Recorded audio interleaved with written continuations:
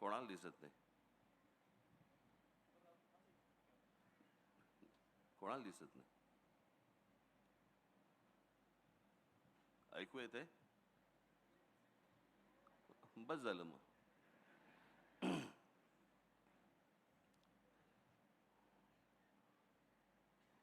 वसंत व्याख्यानमालेचे अध्यक्ष श्री रोहित टिळक आणि आज इथे सर्व जमलेल्या माझ्या मराठी बांधवांनो, भगिनींनो आणि मातांनो, आलेल्या सर्व माझ्या पक्षातलेही अनेक जण इथे आलेले आहेत. माझी सर्वांना विनंती आहे, हाशा टाळ्या वगैरे या सगळ्या गोष्टी असतात. फक्त माझं भाषण चालू असताना, माझं बोलणं चालू असताना कृपया कोणी घोषणा देऊ नयेत. धन्यवाद.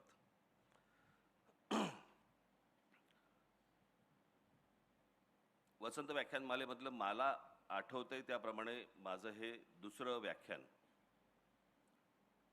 मला का व्याख्यानाला बोलवतात मला आजपर्यंत कळलेलं नाही आहे. मी भाषण करणारा माणूस आहे. व्याख्यान देणं हे विचारवंतांचं काम असतं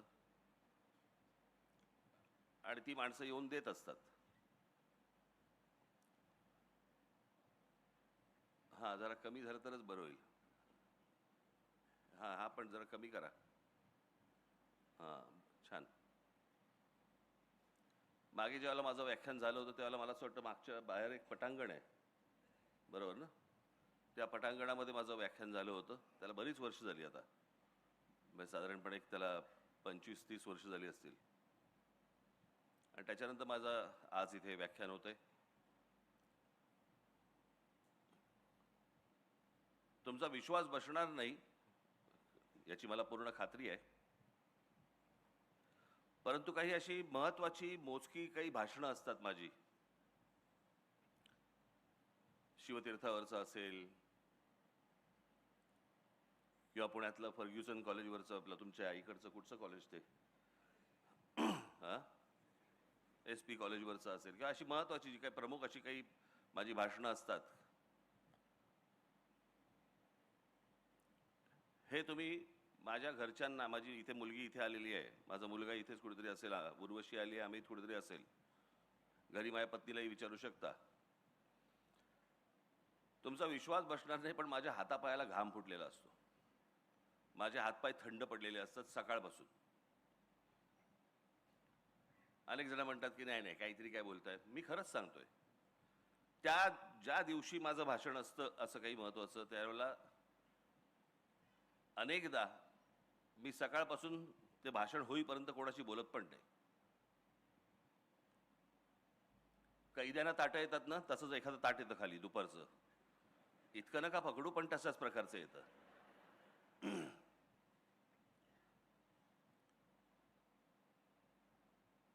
आणि का आज माझी ही अवस्था का आहे याचं कारण, मी भाषण करणारा माणूस आहे. मला व्याख्यान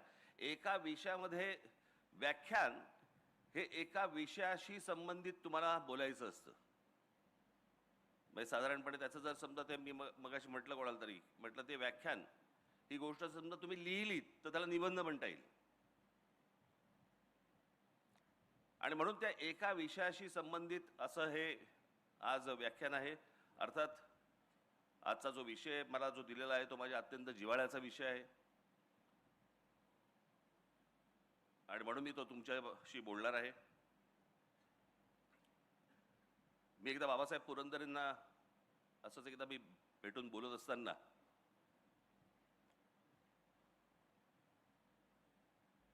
शिवछत्रपतींच्या इतिहासामधनं बाबासाहेबांनी आत्तापर्यंत महाराष्ट्राला काय सांगितलं. मी म्हटलं बाबासाहेब, शिवछत्रपतींचा इतिहास आपण वाचत आलो. सण सणावळीसाठी म्हणून वाचायचा नसतो इतिहास. कोण कधी जन्माला आलं, कोण कधी गेलं, ज्यांना लक्षात ठेवायचं त्यांनी लक्षात ठेवावं. आपण त्यातनं बोध काय घेतोय.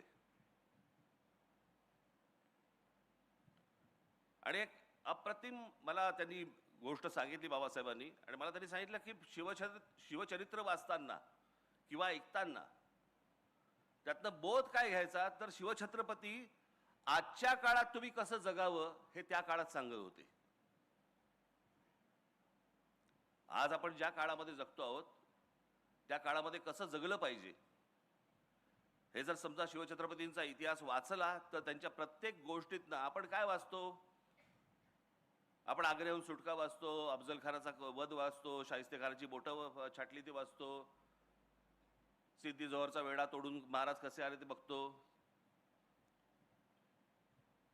परंतु या 50 वर्षामध्ये, आयुष्याच्या 50 वर्षामध्ये त्या माणसाने आपल्याला काय सांगितलं, आपल्याला काय शिकवलं, महाराष्ट्राने ह्याच्या पुढे कसं जगलं पाहिजे, कसं राहिलं पाहिजे, कसं वागलं पाहिजे.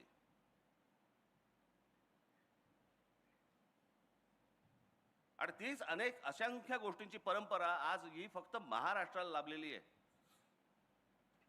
मी त्या दिवशीचं माझं एक गुढीपाडव्याच्या सभेमधलं माझं भाषण होतं, त्याच्यामध्ये मी झरझर झरझर झरझर झरझर काही लोकांची नावं घेतली. सगळ्यांबद्दलच काही मला बोलता नाही आलं.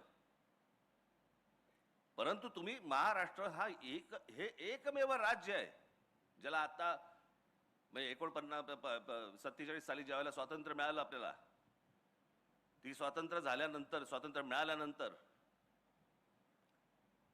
त्या सगळ्या प्रदेशांची राज्य झाली. म्हणून आता त्याला राज्य म्हणावं लागतंय. पण ते एकमेव राज्य असं आहे महाराष्ट्र की ज्याच्यातलं तुम्ही कोणतेही क्षेत्र काढा, त्या क्षेत्रामध्ये तुम्हाला माणसं मिळतील आणि अद्भुत पराक्रम गाजवलेली माणसं मिळतील. हे तुम्हाला भारताच्या देशाच्या कुठच्याही राज्यामध्ये अशी तुम्हाला माणसं सापडणार नाहीत.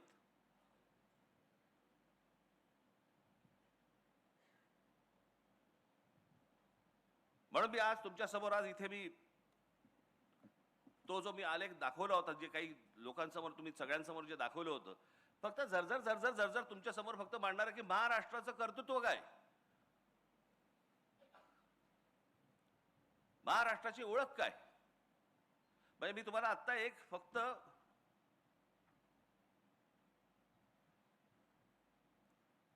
गोष्ट तुम्हाला मी वाचून दाखवतो. हा साधारणपणे त्याचा मराठीत भावार्थ आहे. हा फक्त भावार्थ आहे, तेवढा भावार्थ म्हणून तुम्ही फक्त बघितलं पाहिजे त्याच्याकडे. हे साधारणपणे 1904 साली रवींद्रनाथ टागोरांनी लिहिलेली शिवाजी महाराजांवरची कविता आहे. कुठे? बंगाल. शिवछत्रपतींचा आदर्श किंवा शिवछत्रपतींबद्दलचा प्रेम, हेवा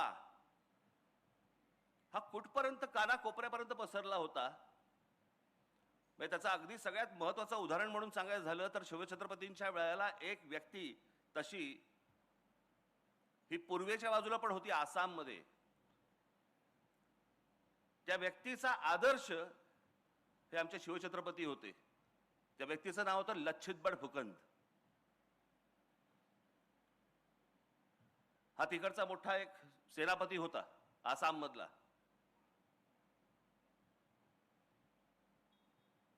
या सर्व लोकांना शिवछत्रपती माहिती आहेत, महाराष्ट्राला नाही कळले.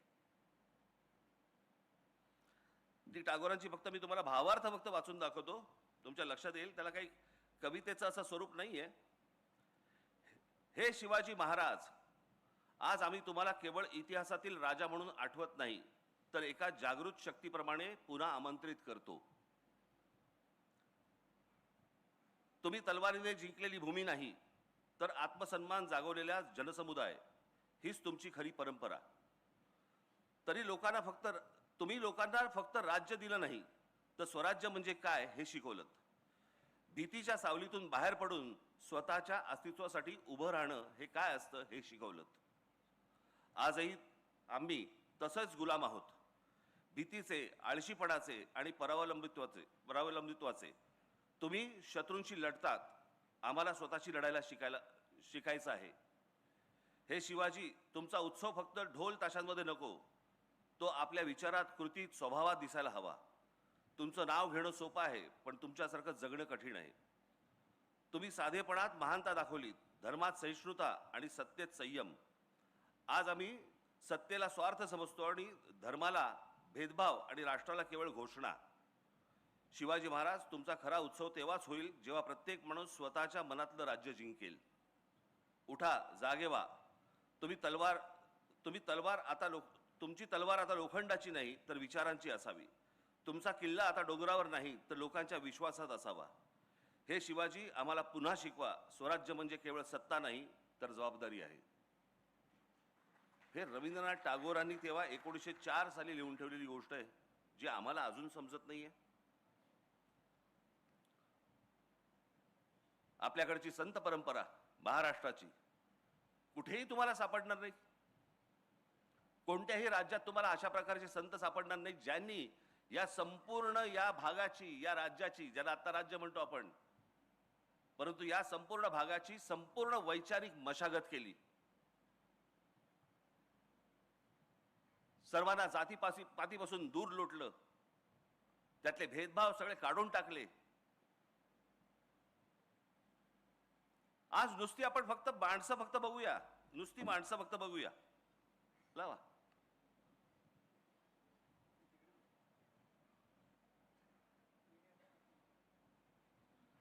संत ज्ञानेश्वर, संत तुकाराम, संत रामदास, संत जनाबाई, संत नामदेव, संत एकनाथ, संत नामदेव. आज जर समजा तुम्ही पंजाबमध्ये गेलात तर पंजाबमध्ये देखील त्यांचा प्रचंड मोठे आज त्यांचे भक्त तुम्हाला पंजाबमध्ये मिळतील. या लोकांनी हे संपूर्ण संत गाडगे बाबा, आज खरं तर सरकारची जी काय तो आहे ना, काय स्वच्छ भारत योजना, आज स्वच्छ भारत योजनेचा खरा सिंबल हा आमचे गाडगे बाबा पाहिजे होते.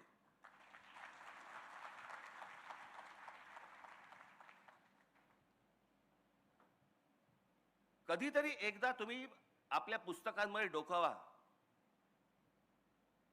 आणि महाराष्ट्राची नुसती फक्त परंपरा जरी नुसती बघत आलात, यांनी आम्हाला काय शिकवले.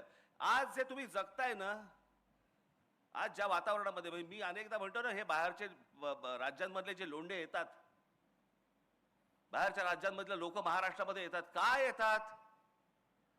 कारण जे महाराष्ट्रामध्ये वातावरण आहे ते भारताच्या कुठच्याही राज्यांमध्ये नाही आहे.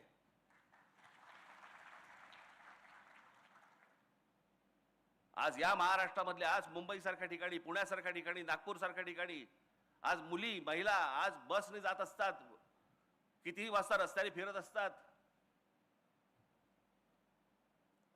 आज ह्या महाराष्ट्रामधला माणूस कधी त्यांना आज वेड्या वाकड्या नजरेने बघणार नाही, कधी त्यांना हात लावणार नाही, कधी छेडछाड करणार नाही.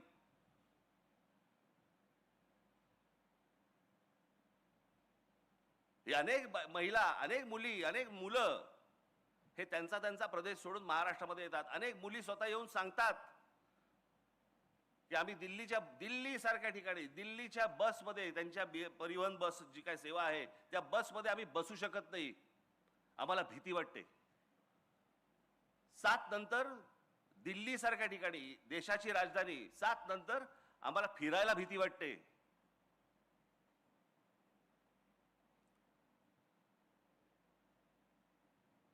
देशाच्या राजधानीमध्ये जर समजा महिला असुरक्षित असतील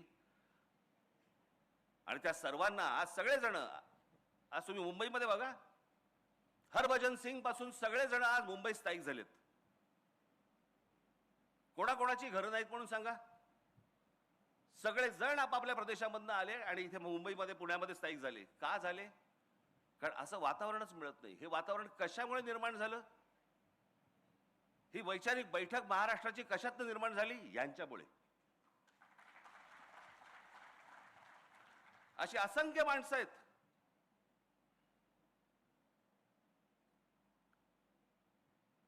म्हणजे आज पुण्यामध्ये, मला अजूनही आठवते, लहान असताना मी जेव्हा पुण्यामध्ये येत असे, आजही आहे, काय आज वेगळं नाहीये, परंतु आज त्यावेळेला पण देखील अनेक महिला, अनेक मुली आज सायकल चालवायच्या, स्कूटर चालवायच्या. हे वातावरण कुठे नव्हतं हो. हा मोकळेपणा आला कुठून? हा मोकळेपणा महाराष्ट्राचा स्थायीभाव होता. महाराष्ट्रामध्ये आज महिला मोकळेपणाने फिरू शकतात, वागू शकतात, बाहेर जाऊ शकतात. की या सगळ्या लोकांची जो घडवला ना महाराष्ट्र, याच्यातनं आज आपण हे सगळं बघतो आहोत.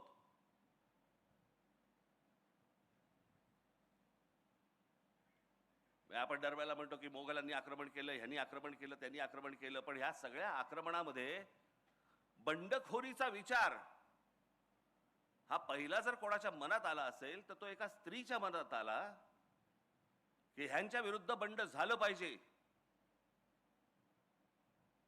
माझ्या भूमीवरती माझं राज्य असलं पाहिजे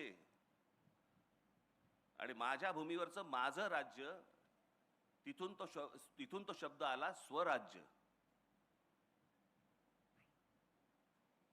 तो एका बंडखोर एका मुलीमध्ये आला, जिने आपल्या वडिलांना सांगायचा प्रयत्न केला, त्यानंतर आपल्या नवऱ्याला सांगायचा प्रयत्न केला, त्यांनी तो प्रयत्न केला देखील.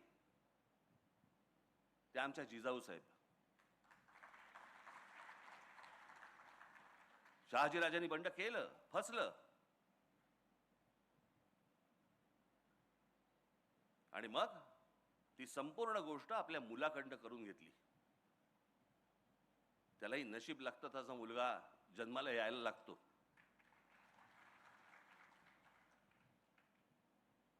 पण विचार करा, आपण शिवछत्रपती शिवछत्रपती या सगळ्या गोष्टी बोलतो, परंतु त्यावेळेला संपूर्ण जो काही पगडा होता, जो मोघली पगडा होता, भाषेवरचा फारसी पगडा होता, आमच्या शिवछत्रपतींनी सांगितलं मराठी शब्दकोश काढा. फारसी जो आपल्यावरचा परिणाम आहे तो सगळा घालवा. संस्कृत ही महाराजांची अत्यंत आवडती भाषा होती आणि मराठी शब्दकोश निर्माण करण्याचं सगळ्यात मोठं काम हे शिवछत्रपतींनी केलं. त्यावेळेला आम्ही नुसतेच फक्त छत्रपती शिवाजी महाराज की जय आम्ही फक्त घोषणा देणार, पण आपण भाषा कशी बोलतो आहोत, आपण काय बोलतो आहोत, कसं बोलतो आहोत, आज लक्ष आहे का या गोष्टींकडे आपलं?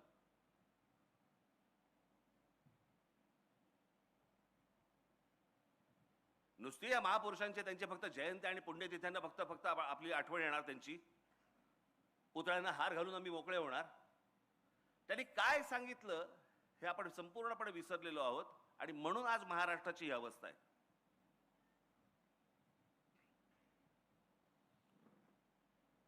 तुम्ही कोणतंही क्षेत्र काढा, कोणतंही क्षेत्र काढा,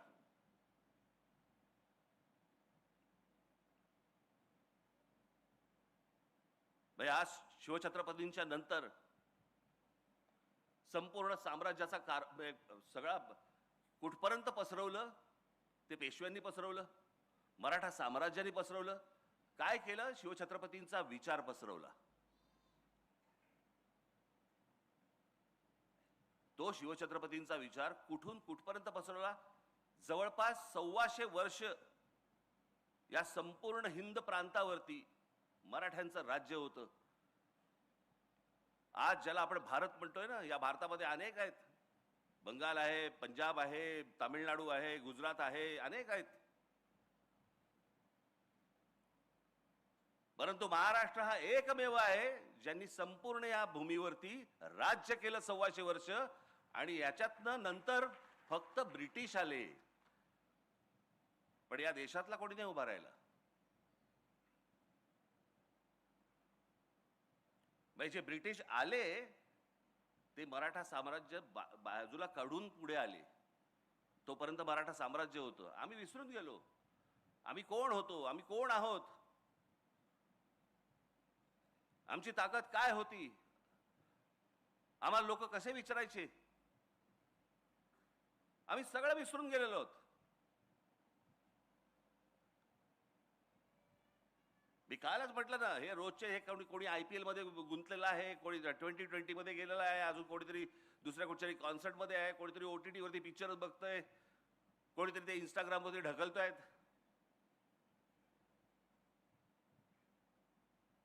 मूळ गोष्टींकडे आमचं दुर्लक्ष झालं की कोण आहोत आम्ही, आम्हाला हे कोणी शिकवलं, आमची भाषा काय, आमची मराठी भाषा. साधी गोष्ट लक्षात घ्या हो, की आज अभिजात भाषेचा दर्जा मिळाला मराठी भाषेला का? कारण ती प्राचीन भाषा आहे म्हणून. आणि आमच्याकडे वाद कसले चालू आहेत महाराष्ट्रामध्ये? हिंदी लादण्याचे. हिंदी ही साधारणपणे आता 150 वर्षापूर्वीची, फार फार तर 200 वर्षापूर्वीची भाषा आहे. 150-200 वर्षापूर्वीची.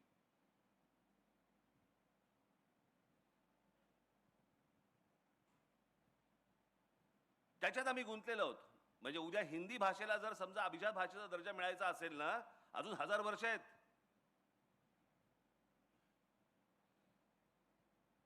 आम्ही गुंतलोय त्याच्यात. भाषेचा कडवटपणा काय असतो ना, आत्ताची एक फक्त तुम्हाला क्लिप दाखवतो. आत्ताची एक गोष्ट दाखवतो. बंगालमधली आहे. सामान्य सर्वसामान्य माणसं आहेत रस्त्यावरची, त्यांच्याशी एक माणूस बोलतोय. ते काय बोलतायत फक्त ऐका. मोठ्याने लाव रे जरा, आवाज नाही का? परत लाव, परत लावते. आवाज मोठा कर त्याचा.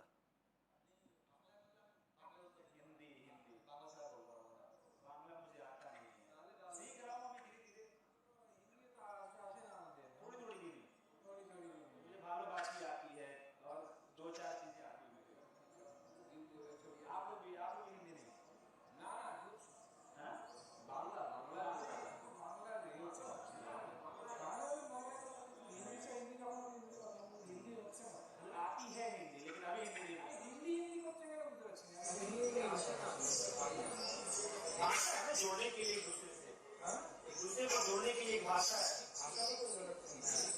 बांग्ला से ज्यादा बाहर रहिएगा किसी अच्छे बात कीजिएगा. हिंदी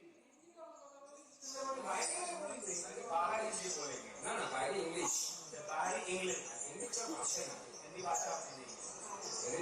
আপনি যেমন বাংলা শিখছেন, আমি যেমন হিন্দি শিখছি. क्या नाम है आपका? আপনি पाहिले किती कडवट आहेत.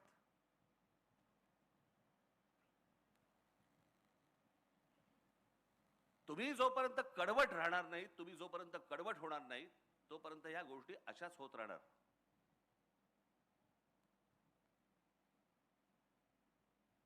या सगळ्या मंडळींनी येऊन जे तुम्हाला सांगितलं आजपर्यंत, जे आम्हाला शिकवलं, सांगितलं. वानखेडे स्टेडियमवरच्या बर मॅच मध्ये ज्या वेळेला आमचा सचिन तेंडुलकर येतो ना, त्यावेळेला पहिलं भाषण तो मराठीत करतो. मला अभिमान वाटतो त्याचा. होय, भारत रत्न आहे, पण आपली भाषा नाही विसरला, आपलं राज्य नाही विसरलं, आपली माणसं नाही विसरला, आपली जागा नाही विसरला.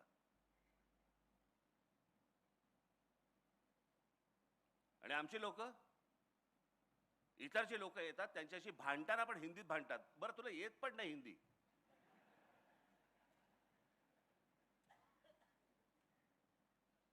मग त्याशी कोणतरी असं बोलताना कायकू हा शब्द कुठून आला मला कळलं नाही. हा कुठच्याही भाषेत नाहीये शब्द. ऐसा कायकू करताय, कायकू कुठून आला हा शब्द? बरं बोल, माझा भाषा कुठचीच वाईट नसते.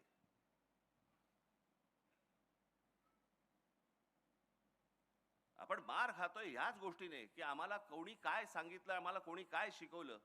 मी मगाशी म्हटलं ना की आपल्याला ह्या गोष्टींचा अभिमान पाहिजे. माझे एक मित्र आहेत, ते एकदा मध्यंतरी काहीतरी त्यांच्या ऑफिसचा सगळे स्टाफ होते, त्यांचे लोक होते, मला असं वाटतं टाइम्स ऑफ इंडिया मधले होते. ही गोष्ट आता झाली त्याला 15 वर्ष झाली, 10-15 वर्ष झाली. त्यांना घेऊन ते कुठेतरी पिकनिकला म्हणून गेले. या कर्जत बिरजत या सगळ्या भागामध्ये कुठेतरी गेले. पावसाळ्याचे दिवस होते. त्यांनी मला सांगितलं, म्हणे मला जरा पोचायला उशीर झाला. मी बघितलं तर आमच्या म्हणे वर्तमानपत्रामध्ये काम करणारे एक 10-12 बंगाली लोक होते.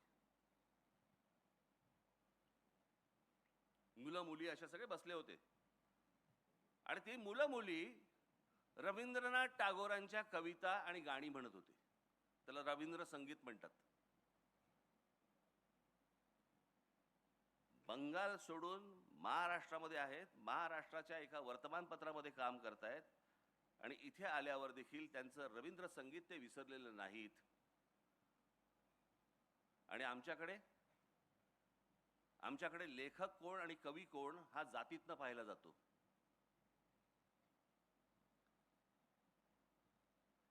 तुम्ही मराठी म्हणून एकत्र कधी येऊच नाहीत याचा पूर्णपणे बंदोबस्त केलेला आहे तुमचा,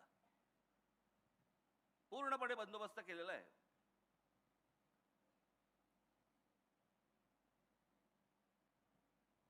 आता काल परवाकडे कोणतरी ते कोणी साधू आहेत ना, संधी साधू, कोणालाही पेव फुटतं. त्याशी एका बाबाची एकाने मस्त उतरवली. मी कुठेतरी त्याची कोणाकडे तरी क्लिप पाहिली, ती फार फार सुंदर उतरवली त्याची. त्याने विचारलं काय बाबा, सीता स्वयंवर में रावण जी आए थे क्या? बरं, आता ह्यांना काही सगळंच माहिती असतं ना, वरती काही लावलं की सगळंच माहिती असतं. तर बोला हाँ आए थे. अच्छा, तो उनको न्योता देने कौन गया था? तो बोले नहीं, वो राम जी के कोई थे, उनके साथ वाले जो थे उनको न्योता देने गए थे. अच्छा, तो न्योता पहुंच गया वहां पे? तो बोले हाँ, इसीलिए तो आ गए. अच्छा, तो राम जी उसी रास्ते से क्यों नहीं गए? वो सेतु क्यों बांधा? बोलती बंद त्याची समोरच्याची. याचा कारण अभ्यास नाही, माहिती काहीच नाही, बस बसायचं. साधी भोळी माणसं तर आहेतच या देशात. ही सगळी माणसं इथे येणार आणि कसा वाद पेटवायचा फक्त बघा, वाद फक्त पेटवायची. काय, मी तुम्हाला एक गोष्ट तुम्हाला सांगतो की कोणतीही सद्य परिस्थिती ही तुम्हाला राजकारण सोडून बोलता येत नाही. आज हा कोणावरती तरी बाबा राजकारणाच्या वरती बोलणार आहे वगैरे अशातला असेल ते येतच त्याच्यामध्ये. परंतु हे सगळं वाटोळं जे झालेलं आहे, या सगळ्या वाटोळ्याला कारणीभूत फक्त महाराष्ट्रातले राजकारणी आहेत, दुसरं कोणी नाही. नाही तर हिम्मतच नाही होणार हो. आज जो महाराष्ट्रामधला जो प्रश्न, आज तो काय, तो रिक्षा भिक्षांचा काय, मराठी बोललं पाहिजे वगैरेचा जो विषय आलाय, हिम्मत कशी होते मला जरा सांगा. नाही मराठी बोलणार. तुमच्या राज्यात येऊन तुम्हाला ते सांगतायत की नाही मराठी बोलणार आम्ही, आणि ज्याच्यावरती आमचे मंत्री त्यांना सांगतायत बरं बरं ठीक आहे 4 महिने अजून घ्या, मराठी शिका. हिम्मत नाही तुमची, लायसन्सच रद्द करा. हेच बाकीच्या राज्यात काय होईल? हेच तामिळनाडूमध्ये जर समजा ते बोलले, नाही बोलत जा तामिळ, काय होईल मला जरा सांगा तिकडे. पंजाबमध्ये गेले आणि बोलले नाही येत पंजाबी, आम्हाला नाही बोलायचं पंजाबी, काय होईल तिकडे. गुजरातमध्ये गेले आणि बोलले नाही गुजराती बोलायचं आम्हाला, काय होईल त्या राज्यांमध्ये तिकडे. मराठी टिकवायची असेल तर ती वरपासून खालपर्यंत टिकवायला लागते. आणि आमच्या लोकांनी जे सांगितलं, आमची लोक जे सांगत आले, बोलत आले, तो महाराष्ट्राचा ठसा तो त्यांनी उमटवला ना. म्हणजे एक साधं उदाहरण तुम्हाला सांगतो. सी.डी. देशमुख, चिंतामणराव देशमुख, हा देश स्वतंत्र झाल्यानंतरचे आपल्या देशाचे पहिले फायनान्स मिनिस्टर. आधी कोण होते? रिझर्व्ह बँकेचे गव्हर्नर. भारत स्वतंत्र झाल्यानंतर ज्या नोटा छापल्या गेल्या, त्या नोटेवरचं पहिली स्वाक्षरी जी आहे नोटेवरची, ती चिंतामणराव देशमुखांची आहे, एका मराठी माणसाची आहे.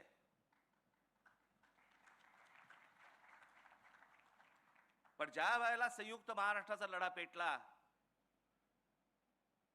आणि मुंबई महाराष्ट्रात राहणार का गुजरातमध्ये जाणार, हे ज्या वेळेला त्याचा लढा ज्यावेळेला सुरू झाला, संयुक्त महाराष्ट्र समितीचा लढा ज्यावेळेला सुरू झाला,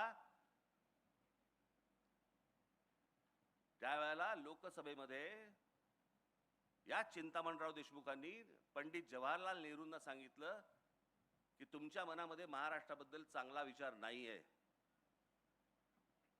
मुंबई ही महाराष्ट्रामध्ये राहणार आणि हा माझा राजीनामा.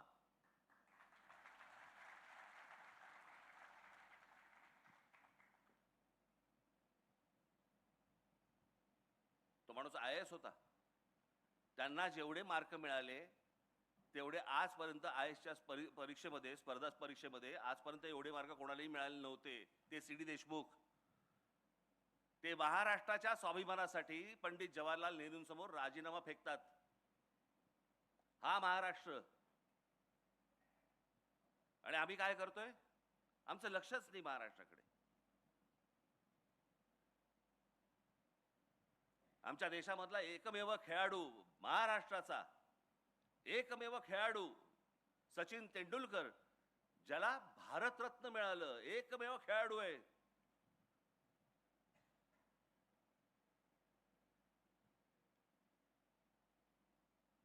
आम्हाला काय, मॅच बघतोय, आनंद घेतोय, बस झालं, संपला विषय. हे दुसऱ्या कोणत्याही राज्यामध्ये असतं ना, त्यांचं काय केलं असतं. थोडा लाईट लावा रे लोकांमध्ये. मला असं वाटतं मी एकटाच बोलतोय. लोकांमधले लाईट आहेत का? माझ्यावरचा नाही. हा बघ, हा लोकांमध्ये आहेत की नाही लाईट? अरे तापायला लागलं रे माझ्या मागे. आज मी जर चुकत नसीन तर आज दादासाहेब फाळकेंची जयंती. माहितीच नाही आम्हाला कोणाला. आज आम्ही OTT वरती बघतोय, चित्रपट बघतोय, आम्ही मजा घेतोय, चित्रपटांची मजा घेतोय. अरे पण ज्या भारतामध्ये पहिल्यांदा चित्रपट सृष्टी आणली, चित्रपट ज्या माणसाने पहिला बनवला, तो आमचा मराठी माणूस दादासाहेब फाळके. आम्हाला विसरच पडलेला आहे या लोकांचा.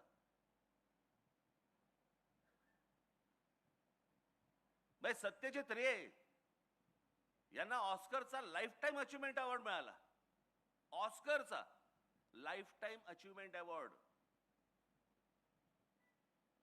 हा सत्यजित रेंना मिळाला, पण आमच्या व्ही शांतारामांना नाही मिळाला, आमच्या दादासाहेब फाळकेंना नाही मिळाला, आमच्या बाबूराव पेंटरांना नाही मिळाला. आमची लॉबीच नाही. आमच्या राज्यकर्त्यांना, आमच्या पुढाऱ्यांना वाटलं पाहिजे की आमची माणसं आम्ही मोठी केली पाहिजेत. काही नाही, निरुत्साह.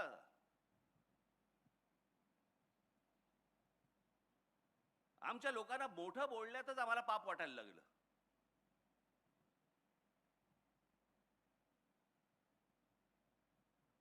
तुम्ही सायन्स अँड टेक्नॉलॉजी घ्या, त्यात मराठी माणसं आहेत. कुठे आहेत तरी ती?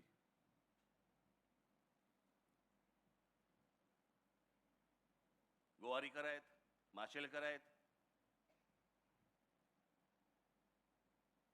अनेक लोक आहेत. माशेलकर या माणसाने, आज आम्हाला कळत नाही, आम्ही जातो खंडोबाला, जातो खंडोबाच्या इकडे जातो, आम्ही तुमचा काय त्याला काय हळद असते ना तिकडे, भंडारा, आम्ही उधळतो तिकडे भंडारा. भंडारा म्हणजे काय? हळदच ना.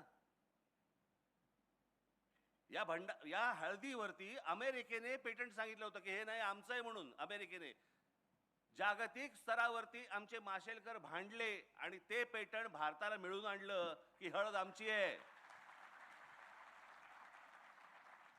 आम्ही रोज सकाळी देवाला लावताना हळद लावतो, कुंकू लावतो, पण आमच्या त्या हळदीचं पेटंट हे ज्या माणसाने आणलं आमच्याकडे, आम्हाला माहित नाहीये. आम्हाला महत्वच नाही आमच्या माणसांचं. काही देणं घेणं नाहीये. मी त्या दिवशी सांगितलं ना तुम्हाला, महाराष्ट्रामध्ये संगीतकार, मराठी संगीतकार तर असंख्य होऊन गेले, पण देश पातळीवरचं, जागतिक पातळीवरचा लक्ष्मीकांत कुडाळकर, लक्ष्मीकांत प्यारलाल मधले लक्ष्मीकांत हे कुडाळकर होते. आमच्या कुडाळ मधले आमचा मराठी माणूस होता. 6300 गाणी दिली आजपर्यंत. 6300 गाणी कशाला म्हणतात हो? काय आहे आमच्याकडे? लक्ष्मीकांत कुडाळकरांच्या नावाने आमच्याकडे काही आहे? छत्रपती शिवाजी महाराज ही महाराष्ट्राची ओळख. डॉक्टर बाबासाहेब आंबेडकर ही महाराष्ट्राची ओळख. ज्योतिराव फुले आमचे, ही महाराष्ट्राची ओळख, हे मोठेच होते, ही मोठीच माणसं होती. लोकमान्य टिळक, ही मोठीच माणसं होती. पण आज छत्रपती शिवाजी महाराजांच्या नावाने केवढ्या गोष्टी आहेत. पूल आहेत, पुतळे तर भरपूरच आहेत. बाबासाहेबांच्या नावाने किती आहेत, अनेक रस्ते आहेत, अनेक गोष्टी आहेत. ज्योतिरावांच्या नावाने किती आहेत, पुतळे आहेत, अनेक रस्ते आहेत, अनेक चौक आहेत. लोकमान्य टिळकांच्या नावाने किती आहेत, अनेक गोष्टी आहेत, रस्ते आहेत, चौक आहेत, स्मारक आहेत, पुतळे आहेत. इतर जी मोठी माणसं होऊन गेली महाराष्ट्रामध्ये, त्यांच्या नावाने आपण कधी काय करणार आहोत. ही स्मारक, हे चौक, हे पुतळे, अहो जगाला ओरडून बोंबलून सांगितलं पाहिजे आमच्याकडे कोण जन्माला आले. आणि ते फक्त महाराष्ट्रामध्ये आले, इतर भारताच्या कुठच्याही प्रांतात नाही आले.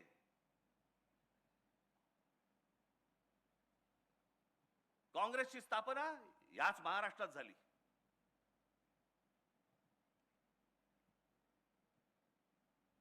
RSSचे सरसंघचालक झाले आजपर्यंत. किती झाले? माझ्या ते 5 झाले ना, बरोबर ना? 5 का 6 झाले? 6 झाले.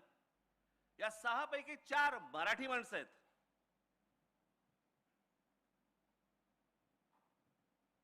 म्हणजे या देशामध्ये सर्वात मोठे जे काही पक्ष किंवा संघटना ज्या काही उभ्या राहिल्या, आपण त्याच्याकडे ह्या पक्षाचा आहे, आपण तो त्या पक्षाचा आहे. अरे महाराष्ट्रातला आहे हे आपण का विसरतोय. लता मंगेशकर, एवढी मोठी मोठी गायिका, भारतरत्न लता मंगेशकरांच्या नावाने काय महाराष्ट्रामध्ये जरा सांगा मला. आता आशाताई गेल्या. किशोरी आमोणकर, अहो भीमसेन अण्णा, भीमसेन जोशींच्या नावाने काय आपल्याकडे महाराष्ट्रामध्ये. हे जर दुसऱ्या राज्यामध्ये जन्माला आले असते ना, त्यांनी ओरडून ओरडून जगाला सांगितलं असतं, रे आमच्याकडे कोण रत्न जन्माला आली. आम्ही पडलोय कशामध्ये, सापडलोय कशामध्ये, आम्ही जातीपातीत सापडलोय. लोकमान्य टिळक ना ब्राह्मण होते, जाऊन दे, आपल्याला काय करायचंय. महात्मा ज्योतिराव फुले ना माळी होते, आपल्याला काय करायचंय. बाबासाहेब आंबेडकर ते दलित होते, त्यांना काय, आपल्याला काय करायचंय. शिवाजी महाराज ते काय मराठ्यांचे राजे. हे आमच्याकडेच सगळं सुरू केलं. हे आम्हीच लोकांनी सुरू केलं. आम्हीच आमच्या महापुरुषांना जातीपातीमध्ये आम्ही विभागलं. आम्हीच आमच्या लेखकांना, कवींना, आम्ही सगळ्यांना आम्ही जातीमध्येच बघायला लागलो. पुस्तकाचं नाव नाही बघायचं, पुस्तकाचा लेखक बघायचा आणि त्याप्रमाणे पुस्तक विकत घ्यायचं की नाही घ्यायचं आम्ही ठरवायचं. कोण काय बोललंय याच्यावरती आम्हाला काही देणं घेणंच नाही रे. इतका विभागलेला, इतका बेसावध मराठी माणसापेक्षा दुसरा माणूस नाही भूतलावरती.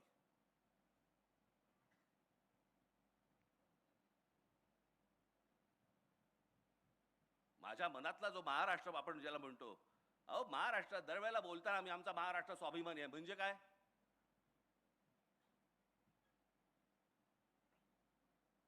म्हणजे काय आम्हाला कळतच नाही.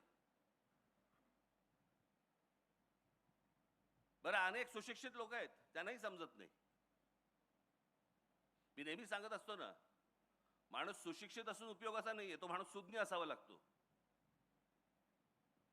ते मध्यंतरी काय ते झालं ना, ते काय सिंदूर काय ते युद्ध बिद्ध काय ते झालं सगळं, आणि मग सगळे जण सुरू झाले, कराची ले लिया, इस्लामाबाद ले लिया, आणि काय अजून काय घेतलं, लाहोर ले लिया. साला म्हटलं हे घेऊन करायचं काय याचं. समजा उद्या लाहोर घेतलं तर लाहोर मध्ये सत्ता कोणाची.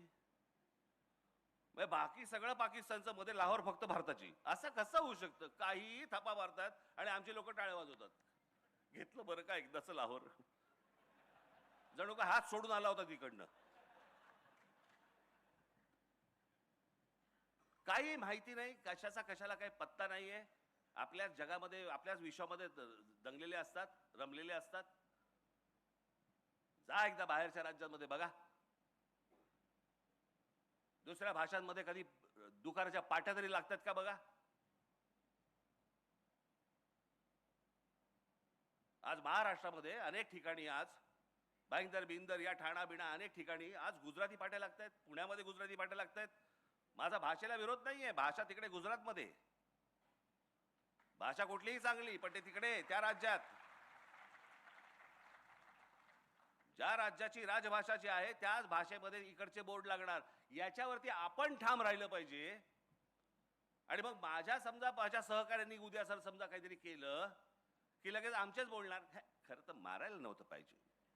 मग काय करायला पाहिजे होतं? आरती ओवाळायला पाहिजे होती त्याची. काय करायला पाहिजे होतं?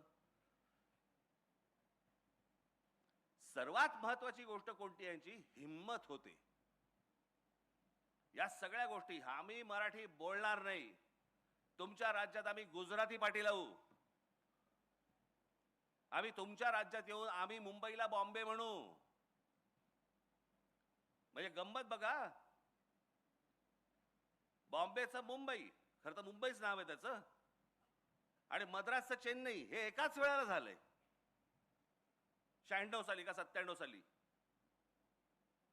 पण सगळे लोक बोलताना बरोबर चेन्नई बोलणार आणि इथे बोलताना बॉम्बे म्हणणार. हॉटेलची नावं बदललेली लक्षात राहतात रे. हा, ओबेरॉयचं ट्रायडंट झालं की लगेच लक्षात राहते यांच्या. नाही नाही, ट्रायडंटला जायचंय. अरे पूर्वी ओबेरॉय होतं ना. नाही नाही, आता ट्रायडंट झालं. मग मुंबई झालेलं लक्षात राहत नाही. बरं, तो आमचा भावनेचा विषय आहे. तिथे 7 आयलंड्स होती, बेटं होती. त्या 7 बेटांवरती फक्त एक मंदिर होतं, ते मुंबा देवीचं मंदिर होतं. आणि मराठी माणूस देवीला आई म्हणतो. तो तिथे जाताना कुठे चाललास? मुंबईला चाललो, मुंबईचं दर्शन घ्यायला चाललो. याच्यातनं ते मुंबई हे नाव आलं.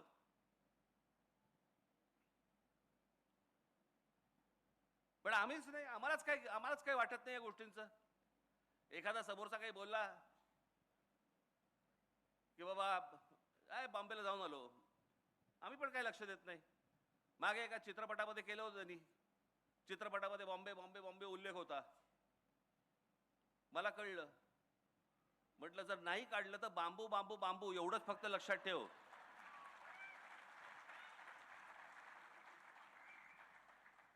मग आले वटणीवरती. आम्हाला हे करायला का लागतंय? मी हे सतत जे बोलतोय, मी जे सतत तुम्हाला सांगतोय, हे का सांगतोय? हे सांगतोय एवढ्यासाठी सांगतोय बाबांनो, मी खरंच सांगतोय तुम्हाला, ही इतकी भीषण वेळ आहे आत्ताची. सगळ्या बाजूनी इमारती उभ्या राहत आहेत. तुम्हाला कंट्रोल तुमच्या हातातच कंट्रोल नाहीये. सगळ्या उद्योगपतींनी, बिल्डरांनी, सगळ्यांनी ताबा घेतलेला आहे. तुम्ही कोण आहात, काय आहात, कसे राहणार आहात, कसे जगणार आहात, कुठून फिरणार आहात, काय, ह्याच्याशी त्यांना काही कर्तव्य नाहीये. आणि आमच्याकडे राज्याच्या राज्य संपूर्ण सरेंडर झालेलं आहे.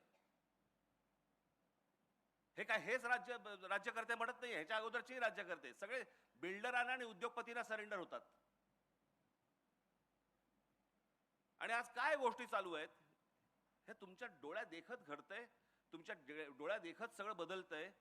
तुमच्या डोळ्यात देखत भाषा बदलतीये.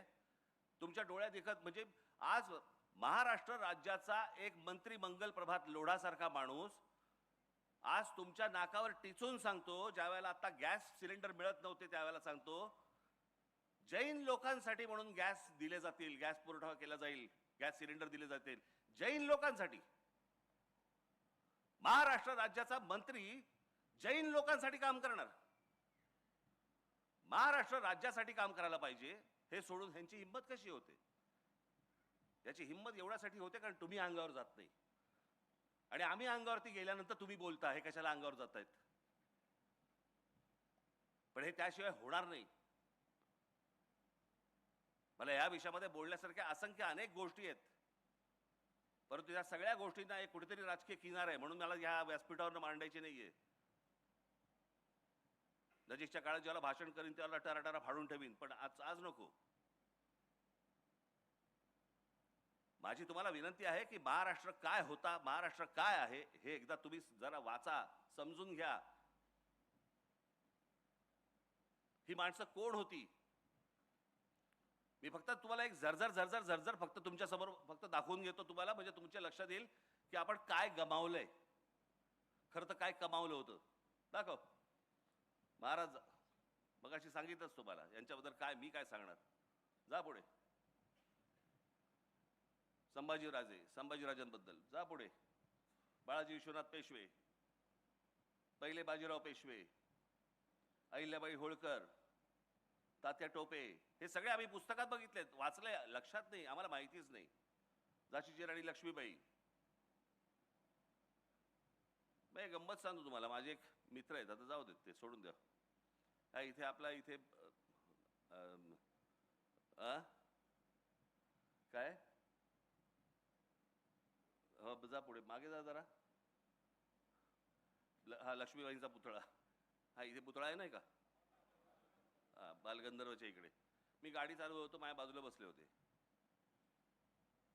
तर मी म्हटलं, असं बघितलं, म्हटलं काय लक्ष्मीबाईंचा पुतळा केलाय, सुंदर केलाय ना. हो हो छान केला. झाशीच्या राणींसारखा पण दिसतो ना. मी बोललोच नाही पुढे. मी पुढचा प्रवास मी सहज नुसतं न बोलताच आलो. मी म्हटलं जाऊ दे, मरू द्यायला काय समजून सांगणार.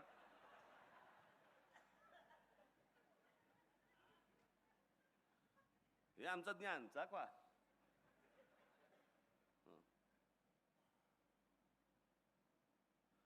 एक मिनिट मागे जा. हे भाऊ लक्ष्मण अजिंक्य हे आपल्याला माहिती नसतील, परंतु मुंबईतला भाऊचा धक्का यांनी बांधला. जिथे कोकणामध्ये येणाऱ्या सगळ्या बोटी ज्या यायच्या त्यांच्यासाठी जो धक्का बांधला गेला, हे जे सांगतात ना मराठी माणसाचं कॉन्ट्रीब्युशन काय, पुढे जा. नाना जगन्नाथ शंकर शेठ, मी फक्त तुमचं त्यांचं वक्तव्य वाचून दाखवतो तुम्हाला. जगन्नाथ शंकर शेठ, शिक्षण, वाहतूक आणि संस्था उभ्या करत त्यांनी मुंबईला केवळ व्यापार केंद्र न ठेवता विचारांचं महानगर बनवलं. यांचं सगळ्यात मोठे कॉन्ट्रीब्युशन ब्रिटिशांच्या बरोबरीने, म्हणजे माणसं आमची शिकली पाहिजेत, ब्रिटिशांचा काळ होता, त्यांना बरोबर घेऊन पण भारतासाठी, आपल्या माणसांसाठी त्यांनी शाळा कॉलेज उभी केली. कोणती? एल्फिन्स्टन कॉलेज यांच्यामुळे, विल्सन कॉलेज यांच्यामुळे, सर जे स्कूल ऑफ आर्ट यांच्यामुळे, ग्रँड मेडिकल यांच्यामुळे. हे या माणसामुळे झालेलं आहे. आम्हाला काही त्याचं पडलेलं नाहीये. कोण नाना शंकर शेठ, कोण आहे ती माणसं, काही देणं घेणं नाही आम्हाला. जा पुढे. सीताराम खंडेराव वैद्य. सीताराम खंडेराव वैद्य तुम्ही ऐकाल ना, हे आर्किटेक्ट होते. म्हणजे मी तुम्हाला सांगतो, मी जिथे राहतो बरोबर त्याच्या मागच्या बाजूला यांचे मला असं वाटतं नातू राहत होते. नातू रमेश वैद्य म्हणून, बरं का. यांनी काय केलं, हे आर्किटेक्ट असताना ह्यांनी काय केलंय, काय बांधलंय, तर सगळ्यात महत्वाची गोष्ट म्हणजे मुंबईचं ताजमहाल हॉटेलचे आर्किटेक्ट. पश्चिम रेल्वेचं जे मुख्यालय आहे मुंबईचं, ते यांनी बांधलं. त्याच्यानंतर मुंबई महानगरपालिकेमध्ये यांचा हात होता. त्याच्यानंतर छत्रपती शिवाजी टर्मिनस याचे पण ते आर्किटेक्ट होते. आपल्याला वाटतं मराठी माणसांनी काय केले, सगळे इंग्रजांनी केले, आर्किटेक्ट हे होते. आम्हाला काही नाही देणं घेणं. पुढे जा. समाजकारण, ज्योतिरावांचं काय बोलायचं. सावित्री देवी, गोपाळहरी देशमुख, लोकहितवादी, गोविंद महादेव रानडे, लोकमान्य टिळक, आगरकर, महर्षी धोंडो केशव कर्वे. मी त्याशी माझ्या सभेमध्ये सांगितलं, आपल्या महाराष्ट्रामधले जवळपास 8 का 9 भारतरत्न आहेत. या 9 भारतरत्नांपैकी आत्ता 9वं मिळालं मला असं वाटतं ह्यांना, देशमुखांना. तोपर्यंत 8 होते. 8 कोण कोण होते? बावा काणे, धोंडो केशव कर्वे, विनोबा भावे, बाबासाहेब आंबेडकर, लता मंगेशकर, भीमसेन अण्णा जोशी, त्याच्यानंतर JRD टाटा, सचिन तेंडुलकर आणि आता आपले देशमुख, नानाजी देशमुख. 9 जणांना भारतरत्न मिळालेली. या 9 जणांमधले 4 जण हे एकट्या दापोलीमधले आहेत. कोकणातल्या रत्नागिरी जिल्ह्यातल्या दापोलीमधले 4 जण आहेत. टाळ्या नका वाजू. कारण दापोलीलाही माहित नाही. आणि माहिती असेल तरी हा ठीक आहे आमच्याकडे होऊन गेले. आपल्याकडे काय साधारणपणे मोठ्या माणसांचं फारसं कौतुक करू नये असं म्हणतात. कौतुक केल्याने माणसं चढतात, जरा चढून जातात. आता हे काय गेलेले आहेत. पण आमच्याकडे काही नाही त्या गोष्टींचं कौतुक. 4 माणसं म्हणजे त्यातले बाबासाहेबांचा फक्त जन्म हा इंदोरचा आहे. बाकी संपूर्ण बालपण आणि सगळं जण हे सगळं दापोलीमध्ये गेलं. पण आमच्या महाराष्ट्राला ह्याचं काही कौतुक माहितीच नाही की पावा काणे कोण, महर्षी धोंडो केशव कर्वे कोण, विनोबा भावे. विनोबा भावे यांची भूदान चळवळ माहितीये का तुम्हाला? मला काही माहित नाही. भूदान चळवळ विनोबा भावेंची, ज्यांनी श्रीमंतांकडच्या जमिनी त्यावेळेला घेतल्या आणि सरकारला दिल्या आणि त्या योग्य पद्धतीने वापरल्या गेल्या. किती एकर दिल्या? 40 लाख एकर. ती संपूर्ण जी पदयात्रा त्यांची जी झाली होती देशभर, त्या देशभर पदयात्रेमधनं, त्या भूदान चळवळीमधनं त्यांनी 40 लाख एकर जमीन श्रीमंतांकडनं काढून घेऊन सरकारला दिली. आणि आज जे या देशामध्ये अनेक जे उद्योग उभे राहिलेत किंवा जे सरकारी जागा ज्या आपल्याला दिसतात ना, त्याचं सगळ्यात मोठं श्रेय हे विनोबा भावेंचं आहे. काय भावेंना वाटत असेल आज की ज्या जमिनी मी काढून सरकारला दिल्या होत्या, तेच सरकार आज त्या जमिनी काढून त्या परत त्या श्रीमंतांकडे देत आहे, परत त्या उद्योगधंदेवाल्यांकडे देत आहेत. काय वाटलं असेल मी का आजपर्यंत एवढा देशभर चाललो आणि त्यातनं मला काय मिळालं? आम्हाला या लोकांचं काही वाटतच नाही आहे. लोकांचं पुढे जा. पंडित रमाबाई, आनंदीबाई जोशी, त्या काळामध्ये विचार करायचा, परदेशामध्ये जायचं आणि डॉक्टर व्हायचं. विचार करून बघा त्या काळात. म्हणजे तो कोणता काळ होता? समुद्रावरनं गेल्यावर तुम्हाला हिंदू धर्मात तुम्ही राहणार नाही, तुम्हाला दुसऱ्या धर्मात जावं लागेल. काहीतरी आचाट विचाट काहीतरी कल्पना असायच्या त्यावेळेच्या. म्हणजे त्यावेळेला आमचे दादासाहेब फाळके देखील परदेशात गेलेच की. अनेक लोक गेले. गांधी गेले की. गांधीने कुठचा धर्म बदलला? पण त्यावेळेला ते काहीतरी असायचं, विहिरीत पाव टाकला की धर्म बदलतो. कुठला पाव टाकला की? सध्या प्लेटमध्ये पडला पाव तरी धर्म नाही बदलत आता. पण प्रश्न असा आहे की त्या काळामध्ये अशा प्रकारची मानसिकता लोकांमध्ये असताना अमेरिकेसारख्या ठिकाणी जायचं, डॉक्टर व्हायचं आणि यायचं. पहिली स्त्री डॉक्टर होणारी या देशामधली, तेही महाराष्ट्र. महाराष्ट्रामधलं महिलांचं कर्तृत्व हे जितकं अफाट आहे तेवढं तुम्हाला कुठच्याही राज्यामध्ये मिळणार नाही. तुम्हाला कोणत्याच राज्यात मिळणार नाही. पुढे जा. गोपाळकृष्ण गोखले, गांधीजींचे गुरु, ज्यांनी सांगितलं, महात्मा गांधींना सांगितलं, पहिला देश फिर, देश बघ, देश समजला की काय करायचं हे आपोआप तुला समजेल. विठ्ठलरामजी शिंदे, शाहू महाराजांबद्दल काय सांगायचं? तुम्ही एकदा हे यांच्याबद्दल वाचावं. मला मी तुम्हाला सांगतो ना, या एकेका माणसांवरती तुम्ही एक एक तास बोलू शकू आपण. एक एक तास. इतकी मोठी माणसं महाराष्ट्रात होऊन गेली. सावरकर, बाबासाहेब, प्रबंधकार ठाकरे, भाऊराव पाटील, ताराबाई मोडक, विनोबा भावे सांगितलं मगाशी, नाना पाटील, क्रांतिसिंग नाना पाटील, चिंतामणरावांचं मगाशी सांगितलं तुम्हाला मी, पंजाबराव देशमुख, रामानंद तीर्थ. ही लक्षात ठेवा नावं आणि घरी जाऊन वाचा यांच्याबद्दल. यशवंतराव चव्हाण प्रचंड मोठं योगदान. आज आपण कोयना बिना बघतोय, धरण बिरण. आज महाराष्ट्राची औद्योगिक प्रगती जी सुरुवातीच्या काळामध्ये जी घडत गेली, मोठा झाला महाराष्ट्र, याचं मोठं श्रेय हे यशवंतरावांना जातं. कधी गेलात कोयना धरणावरती? गेलात कधी? गेलात? मी गेलोय. पोच नसते ना,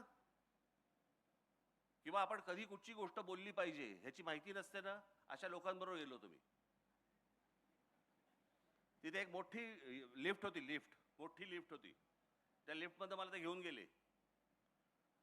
बरं, ती लिफ्ट इतकी हळू होती, साधारणपणे 40 एक लोक त्या लिफ्टमध्ये जाऊ शकतील एवढी लिफ्ट होती. इतकी हळू होती की खाली जाईपर्यंत दाढी वाढते की काय, या लेवलला इतकी हळू चालली होती. बरं, ती जाताना खाली समोर भिंत, कसली भिंत? कोयना धरणाची भिंत, म्हणजे त्या साईडला पाणी, खाली चालली आहे. माझ्या बाजूला सगळे जे काय इंजिनियर होते उत्साहात, राज ठाकरे आलेत. मी आपला चाललोय त्यांच्यावर खाली. साहेब, दिवसाला 100 एक भूकंप होता तिकडे. मी म्हटलं, अहो हे बाहेर आल्यावरती सर्किट हाऊसवरती बोलता नाही का येणार आपल्याला, हे खाली जातानाची गोष्ट आहे का म्हटलं. कधी कुठची गोष्ट, पण तुम्ही कोयना धरण जरूर बघितलं पाहिजे.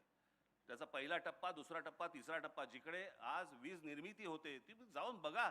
तुम्हाला मी पहिल्यांदा जेव्हा गेलो तेव्हा मला असं वाटलं जेम्स बॉन्डचा सेट आहे की काय. तुम्ही जाऊन फक्त बघा, कोयना धरण सहज जाऊन बघा की आपल्याकडे काय काय गोष्टी झाल्या त्या. माननीय बाळासाहेब ठाकरे, काय बोलायचं यांच्याबद्दल. संयुक्त महाराष्ट्र झाल्यानंतर, संयुक्त महाराष्ट्र समिती फुटल्यानंतर मराठी माणसांना एकत्र आणून संघटना बांधणारा हा माणूस, या देशामध्ये, संपूर्ण देशात हिंदूंना हिंदू म्हणून मतदान करायला लावणारा हा देशातला पहिला माणूस.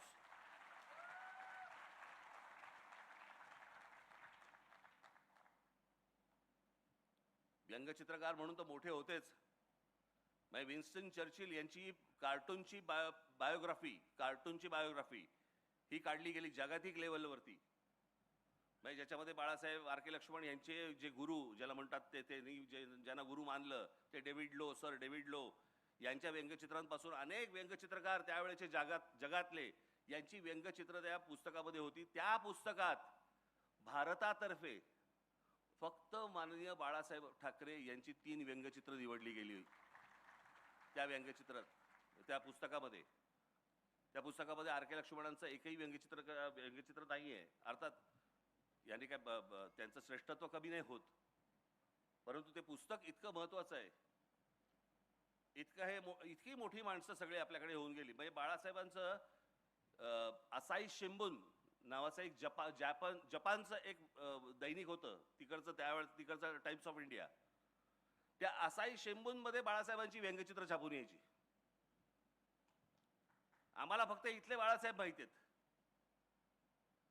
शिवसेना पक्षाचे प्रमुख म्हणून आम्हाला माहिती आहेत, पण बाळासाहेब ठाकरे कोण होते, काय होते, कुठपर्यंत गेले होते, कोणाकोणाला माहिती होते, काही आम्हाला कल्पना नाही त्या गोष्टींची. पुढे शरद पवार,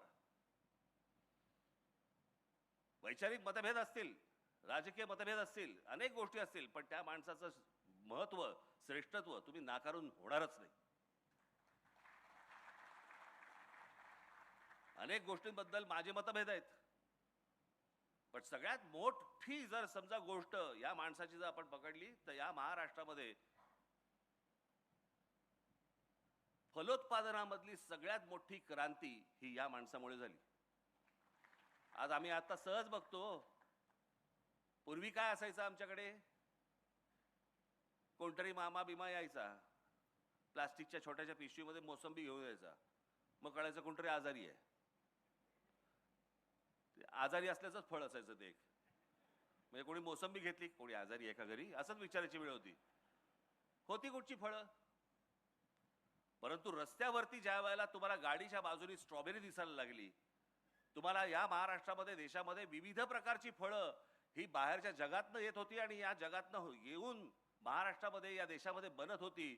ही सगळ्यात मोठी जी गोष्ट, ही सगळ्यात मोठी जी फलोत्पादनाची क्रांती ही झाली, ही या माणसामुळे. अनेक गोष्टी यांच्याबद्दल बोलता येतील, परंतु मला असं वाटतं की काही गोष्टी, ज्या गोष्टी आपल्याला पटत नाहीत त्या बाजूला ठेवाव्यात, पण माणसाचं मोठेपण यातनं कमी करू नये, कधीच कमी करू नये. आपल्याला एखादी गोष्ट आवडत नसेल, आपल्या घरात नाही का होतं, नवरा बायकोमध्ये भांडणं होतात, बायकोला नवऱ्यामधल्या काही गोष्टी आवडत नाहीत म्हणून काय रात्री फेकून देतात काय, नवऱ्याला बायकोमधल्या गोष्टी आवडत नाहीत, काही गोष्टी आवडत नाहीत, होतात. काही गोष्टी नाही आवडत, काही गोष्टी आवडतात. मला असं वाटतं तशी प्रत्येक व्यक्ती आपण बघितली पाहिजे, पण ती व्यक्ती जातीतून पाहता कामा नये, बिलकुल पाहता कामा नये. पुढे भांडारकर इन्स्टिट्यूटचे रामकृष्ण गोपाळ भांडारकर, पांडुरंग वामन काणे, हे कृपा करून, मी माझ्याकडे ते आहे, याच्यात खूप वेळ जाईल म्हणून मी वाचत नाहीये. इरावती कर्वे, दुर्गाबाई भागवत, कमाल समाजसेवक, नवा विचार, बाबा आमटे, नानाजी देशमुख, विस पागे. आज आपण जी ह्याची योजना बघतो, रोजगार हमी योजना, म्हणजे रोजगार हमी योजना ही महाराष्ट्रामध्ये आणून देशभर पसरली गेली, कारण योजनाच महत्वाची होती. ती रोजगार हमी योजना आणण्याचं सगळ्यात मोठं काम हे विस पागेंचं आहे. अमित दलवाई, हे मगाशी सांगितले मी, पुढे घे, हे सगळे सांगितले मी. श्रीपाद अमृत डांगे, कम्युनिस्ट पक्षाची स्थापना जिकडे झाली त्यातल्या सगळ्यात महत्वाची व्यक्ती ज्या कम्युनिस्ट पक्षातली, ही श्रीपाद अमृत डांगे. मी यांना भाषण करताना स्वतः बघितलेलं आहे, ऐकलेलं आहे. शिवसेनेच्या पहिल्या अधिवेशनाला प्रमुख पाहुणे हे श्रीपाद अमृत डांगे होते. त्यांना मी त्यावेळेला कितवीत होतो, मी त्यावेळेला साधारणपणे 9वीत वगैरे असेल, 9वी 10वीत वगैरे असेल, 8वी 9वीत असेल. त्यावेळेला असं स्टेजच्या बाजूला उभं राहून मी डांगेंना भाषण करताना ऐकलंय. अप्रतिम वक्ता. ही जी संपूर्ण ज्याला आपण म्हणतो ना कामगार चळवळ ही निर्माण करणारी ही सगळी मोठी माणसं. शेतकरी कामगार पक्ष, त्याची स्थापना 1946 सालची स्थापना आहे शेतकरी कामगार पक्षाची. त्याच्या 1 वर्ष नंतर स्वातंत्र्य मिळालंय. एक मोठ्या संघटना, मोठा पक्ष. शंकरराव मोरे, कांशीराम यांची बसपाच ना, बसपा ही इथे खडकीला स्थापन झाली आहे, पुण्यात.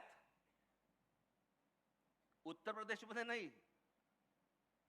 पुढचं राजकारण उत्तर प्रदेशचं केलं, परंतु स्थापना त्यांनी बसपाची ही तिकडे केली आहे, बामसेफची, मायावती बामसेफची. सहकार चळवळ, धनंजयराव गाडगीळ, विखे पाटील, हे सगळे सहकारातले. मला एक सांगावं कोणतं क्षेत्र उरतं. पुढे पुढे जा. तात्यासाहेब कोरे, इतिहासकार, विका राजवाडे, सरदेसाई, शेजवलकर, बेंद्रे, बाबासाहेब पुरंदरे, रणजित देसाई, गजाननराव मेहेंदळे, बिचारे आत्ताच गेले, विज्ञान, गोवारीकर, नाराळीकर, माशेलकर, भाटकर, पत्रकारिता, बाळशास्त्री जांभेकर, वेलकर. हे वेलकर, एक मिनिट थांबा, हे महत्वाचे आहेत. हे वेलकर इंग्रजांच्या त्यावेळेला, त्या काळामध्ये या मराठी माणसाने एका इंग्रज माणसाबरोबर मिळून एक इंग्रजी दैनिक स्थापन केलं. त्या दैनिकाचं नाव होतं बॉम्बे हेराल्ड. ती जी कंपनी स्थापन झाली, ती कंपनी नंतर ब्रिटिशांनी नंतर तिकडे विकत घेतली. त्यांनी काय ते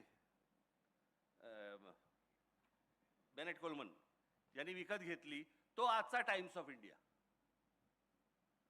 पण ती निर्मिती केली एका मराठी माणसाने, आम्हाला माहितीच नाही.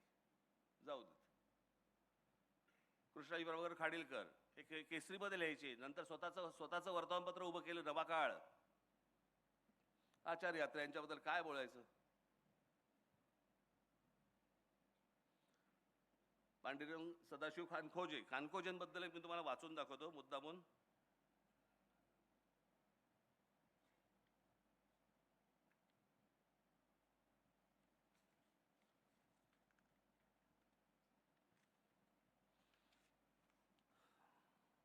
म्हणजे आपल्याला कळेल आपण कुठे पोहोचलोय ते. एक उत्तुंग कृषी शास्त्रज्ञ, मेक्सिकोमध्ये वनस्पती शास्त्राचे व पीक निर्मिती शास्त्राचे प्राध्यापक म्हणून काम केले. मेक्सिकन सरकारने खानखोजे यांना कृषी संचालक म्हणून नेमले आणि मेक्सिकोच्या हरित क्रांतीचे त्यांना जनक मानले जातात आणि त्यांचा तिकडे मेक्सिकोमध्ये फोटो आहे. हे महाराष्ट्राचे आमचे, आम्हाला माहित नाही. पुढे मी मुद्दाहून त्यांच्यासाठी लिहून आणलं. माधवराव गाडगीळ, माधवराव चितळे, पाण्यावरचं प्रचंड मोठं काम. चित्रपट दासाहेब फाळके आम्ही विसरलो. बाबूराव पेंटर आम्हाला माहित नाहीत. व्ही शांताराम कोण होते माहित नाही.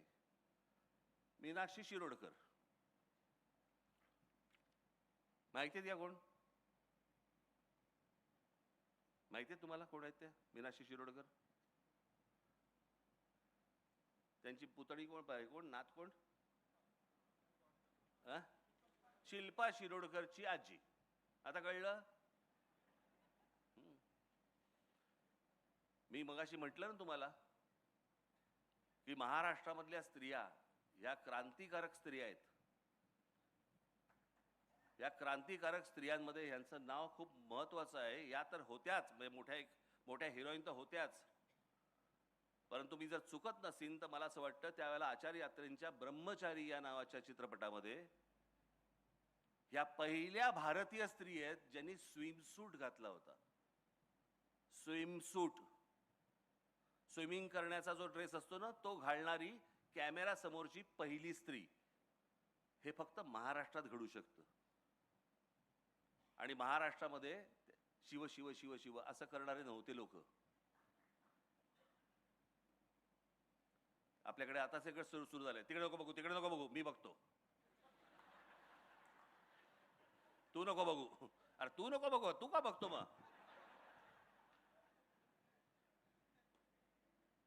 पुढे शोभना समर्थ. शोभना समर्थ ह्या तर हिरोईन होत्याच, पण यांची सगळ्यात मोठी देण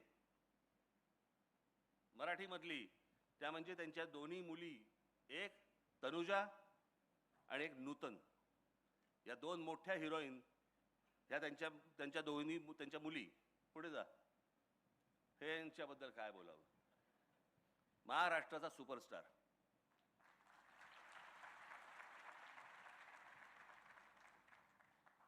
पण आमच्याकडेच नाकं बुरडणारी जास्ती. आता वाटेल ते बघतील त्या इंस्टाग्रामवरती, पण दादा कोंडके म्हटल्यानंतर नाही नाही फार अश्लील बोलायचे. अश्लील सध्या जे काय OTT प्लॅटफॉर्मवरती जे सुरू आहे सगळ्या चित्रपटांमध्ये आणि मालिकांमध्ये ते काय आहे?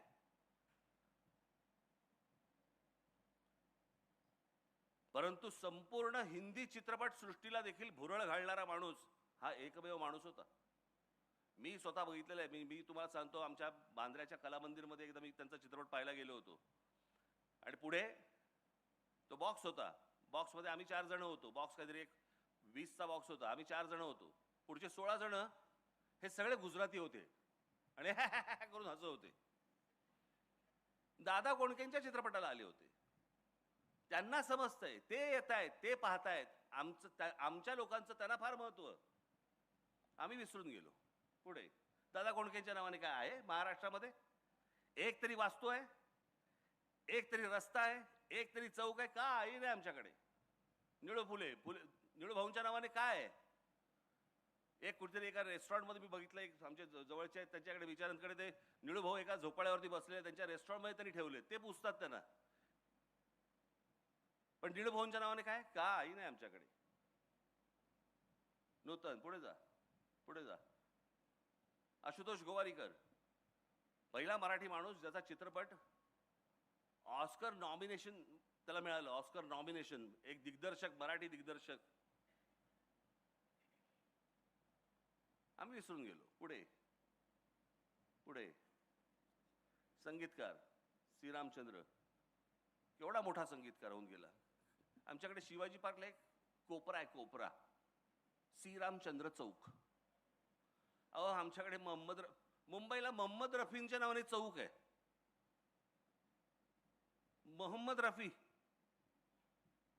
मोहम्मद रफींच्या गाणी आजही सगळेजण ऐकतात.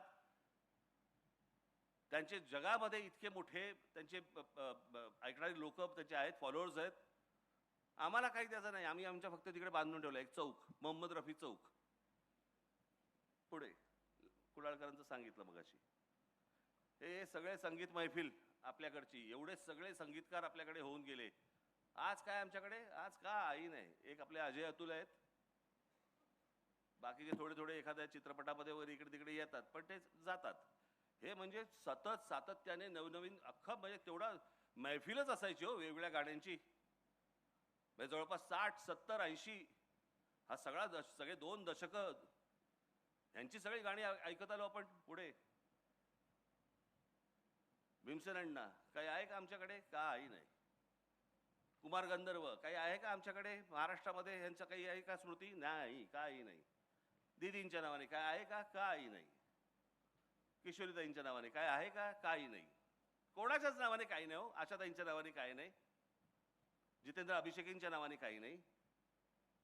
चित्रकार धुरंधर, पी.ए. धोंड, आचरेकर, सातवळेकर, एस.एम. पंडित, दीनानाथ दलाल काही नाही. मी एकदा राष्ट्रपती भवनात गेलो होतो. मोठमोठी त्यांच्याकडे तिकडे पेंटिंग्स आहेत राष्ट्रपती भवनामध्ये, राष्ट्रपतींची काढलेली, जुन्या राष्ट्रपतींची. मी कलामांना भेटायला गेलो होतो. मी असं सहज पाहिली तिकडे, म्हटलं आता येताना बघू. मोठमोठी पेंटिंग्स आहेत ती. मी गेलो, कलामांना भेटलो, भेटून बाहेर आलो. म्हटलं आता शांतपणे बघू. एक एक पेंटिंग बघताना जेव्हा खाली बघायचो, त्यातली जवळपास 70% पेंटिंग्स ही आमच्या मराठी लोकांची होती, मराठी चित्रकारांची होती. आम्हाला काही नाही त्याचं. पुढे गायतोंडे यांचं पेंटिंग आत्ता गेलं 2-3 वर्षापूर्वी झालं असेल, 40 कोटी रुपयाला गेलं.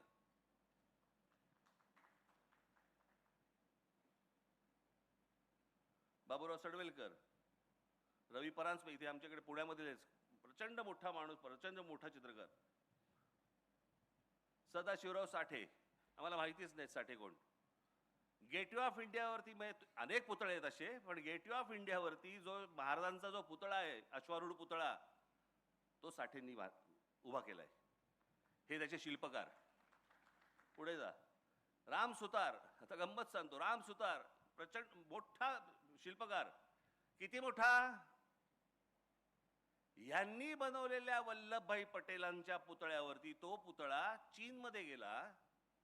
चीनमध्ये तो प्रचंड मोठा पुतळा त्या पुतळ्यावरनं बनवला. आणि जो आता गुजरातमध्ये वल्लभभाई पटेलांचा पुतळा जो आहे ना, तो मूळ पुतळा राम सुतारांचा. आम्हाला माहित नाही. आम्ही जातोय तिकडे पुतळे बघतोय, वा वा छान, चला. उद्योग. शंतनुराव किर्लोस्कर, पुणा. गरवारे इथेच. दाजी काका Gadgil, Chitale. S H Kelkar. S H Kelkar म्हणजे जगभरामधली अनेक जी परफ्युम्स येतात तुम्हाला आज आपण वापरतो, याचा जो अर्क जातो ना अनेक ठिकाणचा, तो एस एच केळकरांकडनं जातो. मोठमोठ्या परफ्युम्सचा, मोठमोठ्या ते काय ज्या असतात त्या सुगंधी गोष्टी. वजे पण बीजी शिर्के आमच्या इथलेच. हे सिपोरेक्स ज्या इमारती ज्या उभ्या राहत आहेत त्याच्या ज्या विटा आहेत सिपोरेक्सच्या, हे आमचे शिर्के. हे केशव हे पेंढारकर. पेंढारकर म्हणजे कोण आमचे? आम्ही तो फक्त आमचा रामदेव बाबा बघतो, अप्पर डिप्पर मारलेला.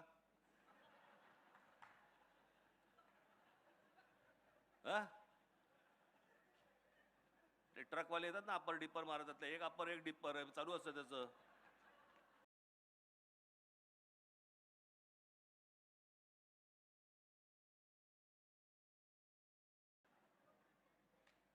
हे विको वज्रदंतीचे मालक, जे आजपर्यंत आम्ही ऐकत आलो, वज्रदंती वज्रदंती विको वज्रदंती, हे विको वज्रदंतीचे मालक. पुढे वासुदेव कोलटकर. कसले? मी मध्यंतरी एक माहिती आहे मुलाखत दिली होती, त्याच्यामध्ये मी सांगितलं होतं आमची ठाण्याची मिसळ मामलेदारची इतकी तिखट असते, ती इतकी तिखट असते की जेव्हा तुम्ही पैसे भरायला जाता त्याला एक माणूस पॅन्ट खाली करून कैलास जेवण लावून देतो.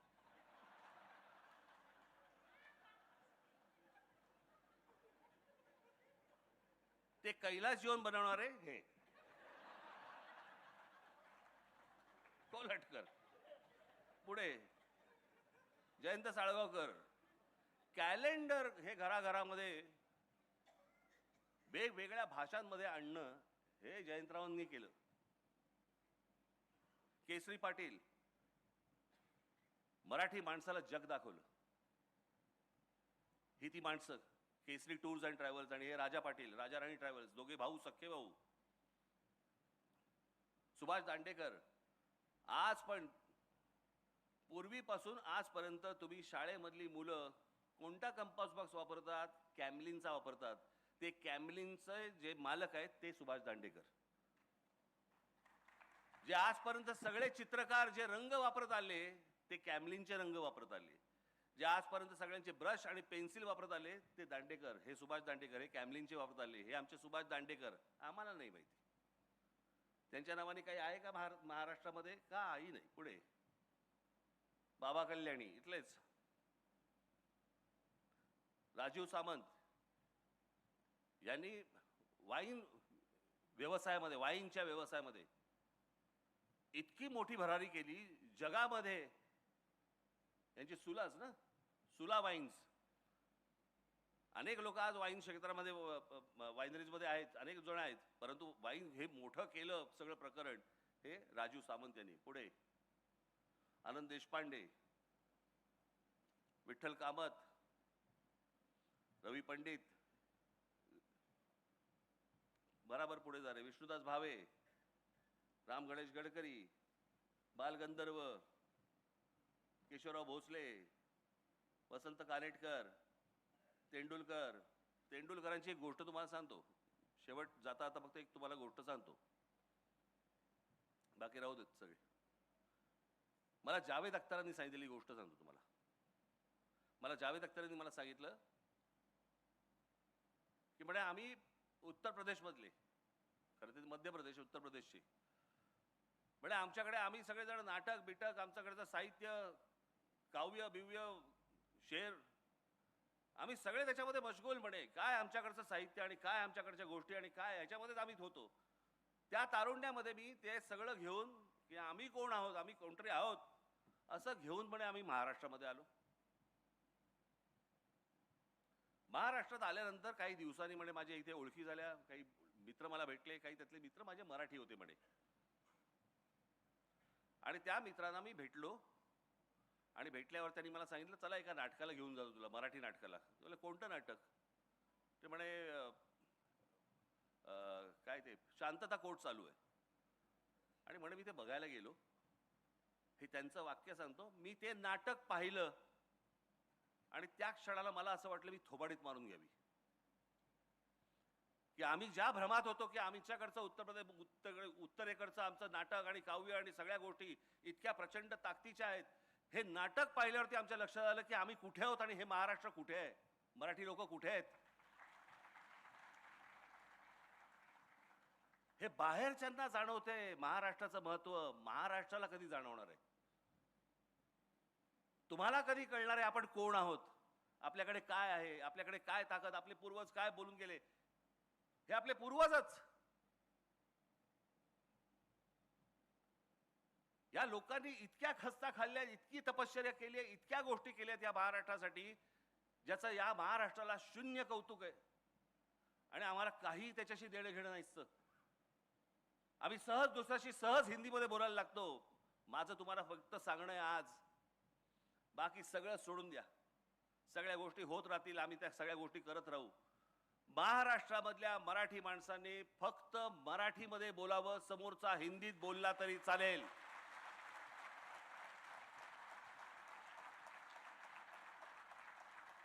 तुम्हाला भांडायचंय मराठीत भांडा, समोरचा हिंदीत भांडू देत, तुम्ही मराठीत भांडा. जे तुम्हाला व्यक्त करायचंय ते मराठीमध्ये व्यक्त करा. समोरचे झक मारत मराठीमध्ये बोलायला लागतील.